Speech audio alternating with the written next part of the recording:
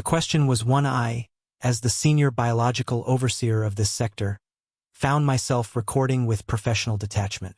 It had been 11 standard days since the anomaly first sat in the shadows of the Void Sip Tavern. Kalen Thorne was a man who looked like he was made of old leather and bad luck, a human tracker whose only constant companion was that battered brass compass. The bar was a sensory assault. High-pitched chittering from insectoid traders mingled with the heavy bass of the station's life support. Beneath the flickering fluorescent light tube in the corner, which hummed a constant, grating B-flat, Thorne nursed a glass of synthetic amber. He looked tired. He looked like a man waiting for a storm that had already passed. Then Saren walked in.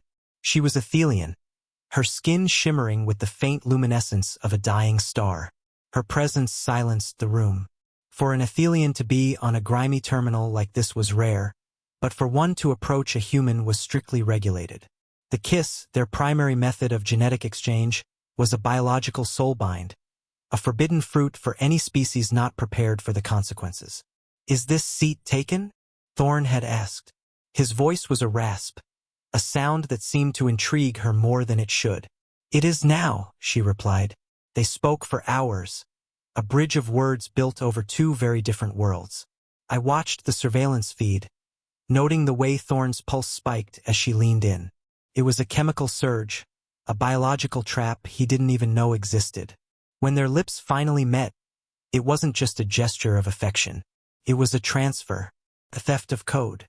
I went back to my nutrient paste pouch. The lukewarm, metallic paste tasted like cardboard, but it was the only thing that kept my focus during the long shifts.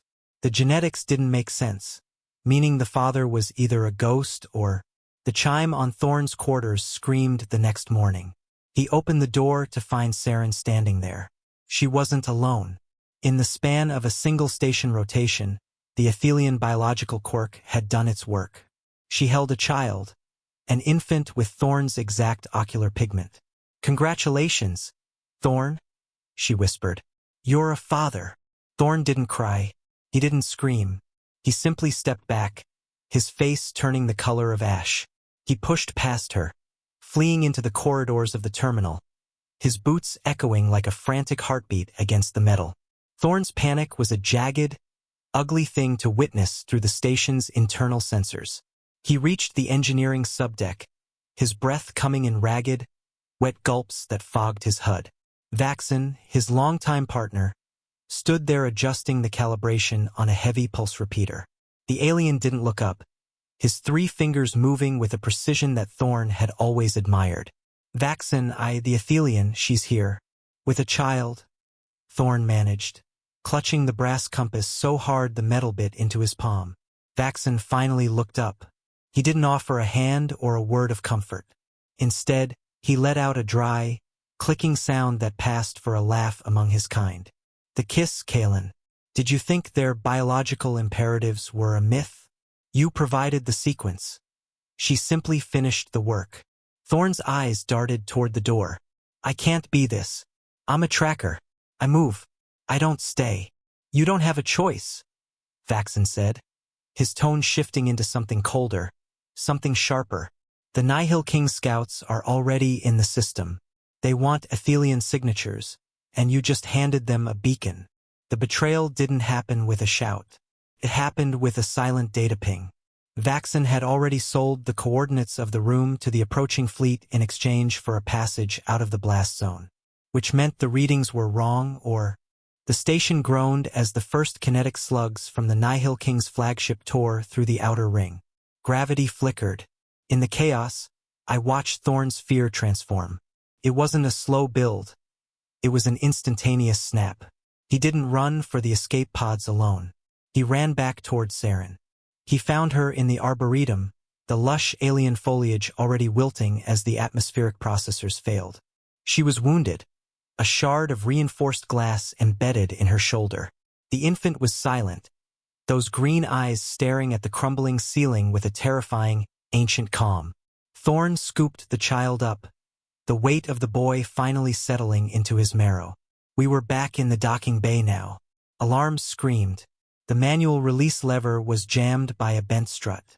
Thorn placed the child into the last functional pod, tucking the cracked brass compass into the swaddling clothes. He looked at the Nihil King's boarding craft locking onto the neighboring port. He looked at Vaxon, who stood behind a reinforced shield door, watching his partner die with the same clinical indifference I usually reserved for my reports. Thorn didn't hesitate. He jammed his combat knife into the release mechanism, using his own shoulder as a lever to force the pod free. "Go," he whispered, though the vacuum would soon swallow the word. The pod ejected into the black just as the docking bay ignited. It was a clumsy, shuddering movement that sent a tremor through the station's remaining frame, but the small craft didn't stall, punching through the debris field with a desperate, singular momentum that defied the overwhelming odds of the Nihil King's blockade. Station Echo Terminal 4 vanished in a bloom of silent, white heat. 8 years later, on a moon that smelled of damp earth and wood smoke, a man sat on a porch. His hair was the color of a winter sky, and his gait was slowed by a permanent limp. He watched a young boy move through the tall grass, the child's movements fluid and silent. The boy stopped, pulling a small, brass object from his pocket. The glass was gone now, the face scarred by age, but the needle still hummed.